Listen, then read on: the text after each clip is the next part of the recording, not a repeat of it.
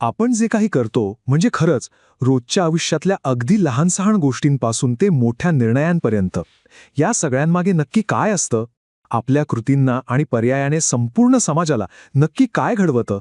हा समाजशास्त्रातला एक खूप मोठा आणि मूलभूत प्रश्न आहे. आज आपण महान विचारवंत मॅक्स वेबर यांच्या नजरेतून मानवी वर्तनाच्या मुळाशी असलेल्या प्रेरणांचा शोध घेणार आहोत. चला तर मग हा वैचारिक प्रवास सुरू करूया. हे वाक्य खूप काही सांगून जातं. समाजशास्त्रातल्या एका मोठ्या वैचारिक संघर्षाची ही जणू काही सुरुवात आहे. वेबर यांना समजून घ्यायचं असेल तर त्यांना कार्ल मार्क्स यांच्या विचारांच्या संदर्भातच बघावं लागतं. असं म्हणतात की वेबर यांचे विचार म्हणजे जणू काही मार्क्सच्या विचारांशी केलेला एक अविरत संवाद होता किंवा त्यांना दिलेलं एक उत्तर होतं. आणि हा संघर्ष इथे अगदी स्पष्ट दिसतो. बघा, एकीकडे मार्क्स यांचं म्हणणे होतं की आर्थिक व्यवस्था म्हणजे पैसा, उत्पादन, वर्गसंघर्ष याच बाह्य शक्ती आपलं वर्तन ठरवतात. आपण जणू काही त्या मोठ्या व्यवस्थेच्या हातातल्या बाहुल्या आहोत. पण वेबर म्हणतात, थांबा, असं नाहीये. आपल्या कृतींमागे आपले स्वतःचे विचार, आपल्या श्रद्धा आणि आपण त्या परिस्थितीला काय अर्थ देतो हे महत्त्वाचं आहे. खरी सूत्र बाहेर नाही तर आपल्या आत आहेत. चला तर मग वेबरच्या या मुख्य युक्तिवादाच्या थोडं आत शिरूया. त्यांचं म्हणणं आहे की समाजाला समजून घेण्याची खिल्ली व्यक्तीच्या मनात त्या आत दडलेल्या अर्थात लपलेली आहे. वेबर समोर एक कोडं होतं. ते म्हणजे जर फक्त बाहेरची परिस्थितीच सगळं ठरवत असेल तर मग एकाच घटनेला वेगवेगळे लोक वेगवेगळ्या प्रतिसाद का देतात? सगळ्यांनी सारखंच वागायला हवं ना? पण तसं तर होत नाही. हे उदाहरण बघा. समजा आर्थिक संकट आलं. ही एकच बाह्य परिस्थिती आहे. पण याला प्रतिसाद म्हणून कोणीतरी टोकाचं पाऊल उचलतं तर कोणीतरी त्यातच नवी संधी शोधून काढतं. म्हणजे गंमत बघा, परिस्थिती एकच पण प्रतिक्रिया पूर्णपणे वेगळ्या. याचाच अर्थ बाहेर काय घडतंय यापेक्षा ते घडल्यावर व्यक्ती आतून त्याचा काय अर्थ लावते हे जास्त महत्वाचं आहे. आणि इथेच वेबर व्यक्तिनिष्ठ जाणीव ही संकल्पना मांडतात. म्हणजे एखाद्या व्यक्तीसाठी त्या कृतीचा, त्या घटनेचा वैयक्तिक पातळीवर काय अर्थ आहे. वेबरच्या मते जोपर्यंत आपण हा आतला अर्थ समजून घेत नाही तोपर्यंत सामाजिक वर्तनाचं विश्लेषण करणं जवळजवळ अशक्य आहे. बरं, मग या वैयक्तिक अर्थाच्या पायावर वेबर सामाजिक कृती म्हणजे नेमकं काय हे कसं ठरवतात ते पाहूया. बघा, प्रत्येक कृती ही सामाजिक कृती नसते. तिला सामाजिक म्हणण्यासाठी 2 कसोट्या पार कराव्या लागतात. 1, ती कृती करताना इतर लोकांचा विचार केला गेला पाहिजे आणि 2, त्या कृतीला करणाऱ्या व्यक्तीने काहीतरी विशिष्ट अर्थ दिलेला असला पाहिजे. वैयक्तिक कृती आणि सामाजिक कृती यांतला फरक समजण्यासाठी वेबर यांनी एक खूप सोपं आणि मस्त उदाहरण दिलंय. आता विचार करा, अचानक पाऊस सुरू झाला आणि रस्त्यावरच्या सगळ्यांनी एकाच वेळी छत्र्या उघडल्या. ही सामाजिक कृती आहे का?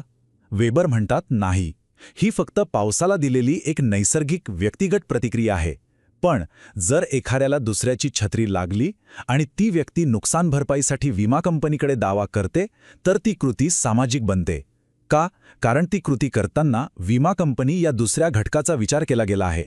तर वेबरसाठी समाजशास्त्र म्हणजे काय? तर केवळ बाहेरून दिसणाऱ्या वर्तनाचं निरीक्षण करणं नाही, तर त्या कृतीच्या आत डोकावून पाहणं, त्यामागे दडलेला तो व्यक्तिनिष्ठ अर्थ शोधून काढणं. बरं, मग आपल्या कृतींमागे अशा कोणत्या प्रकारच्या प्रेरणा असू शकतात? हे समजून घेण्यासाठी वेबर यांनी आपल्याला एक चौकट, एक फ्रेमवर्क दिलाय. पण हे प्रकार बघण्याआधी एक छोटी पण महत्वाची गोष्ट समजून घेऊ. वेबर आदर्श प्रकार किंवा आयडियल टाईप हा शब्द वापरतात. आता आदर्श म्हणजे उत्तम किंवा परफेक्ट असं नाहीये, तर तो एक वैचारिक मापदंड आहे, एक फुटपट्टी आहे. जगात कोणतीही गोष्ट 100% शुद्ध नसते, पण या फुटपट्टीचा वापर करून आपण वास्तवातील गुंतागुंतीच्या गोष्टी मोजू शकतो, त्यांना समजू शकतो. तर हे आहेत ते 4 आदर्श प्रकार. पहिला आहे साधन तर्कसंगत, म्हणजे एकदम हिशोबी. आपलं ध्येय गाठण्यासाठी सगळ्यात कार्यक्षम मार्ग कोणता याचा विचार करणं, जसं एखादा व्यावसायिक करतो. दुसरा आहे मूल्य तर्कसंगत. इथे परिणामांची पर्वा नसते, तर आपल्या मूल्यांवर, आपल्या श्रद्धेवर ठाम राहून कृती केली जाते. तिसरा प्रकार तर अगदी सोपा आहे, भावनिक, म्हणजे पूर्णपणे भावनांच्या आहारी जाऊन केलेली कृती. आणि चौथा पारंपरिक. आपण एखादी गोष्ट का करतो? कारण ती पूर्वापार तशीच केली जाते, सवय आणि परंपरेमुळे. पण थांबा, गोष्ट इथेच संपत नाही. या वर्गीकरणानंतर वेबर एक असा विचार मांडतात जो सगळा खेळच बदलून टाकतो. एक क्षण विचार करूया. आपण जे काही करतो ते खरंच या 4 पैकी फक्त आणि फक्त एकाच प्रकारात चोखपणे बसतं का? आणि याचं उत्तर स्वतः वेबर देतात. ते म्हणतात की असं कधीच होत नाही. वास्तविक जीवनातली कोणतीही कृती 100% शुद्ध नसते. ती या सगळ्या प्रकारांचं एक मिश्रण असते, एक प्रकारचं कॉकटेल असतं. आणि हाच सगळ्यात महत्त्वाचा मुद्दा आहे. आपल्याला अनेकदा वाटतं की आपण खूप विचारपूर्वक एकदम लॉजिकल निर्णय घेतला आहे, पण त्या तर्कसंगततेच्या बुरख्यामागे आपल्या नकळत आपल्या भावना, आपल्या सवयी आणि आपली मूल्य काम करत असतात आणि आपल्याला त्याचा पत्ताही नसतो. तर पुढच्या वेळी कोणताही निर्णय घेताना एक क्षण थांबून विचार करायला हवा की या निर्णयामागे खऱ्या प्रेरणा कोणत्या आहेत. तो फक्त हिशोबी आहे की त्यात भावना, परंपरा आणि मूल्यांचाही भाग आहे. कोणत्या अदृश्य शक्ती आहेत ज्या आपलं जग घडवत आहेत. विचार करायला लावणारा प्रश्न आहे नाही का?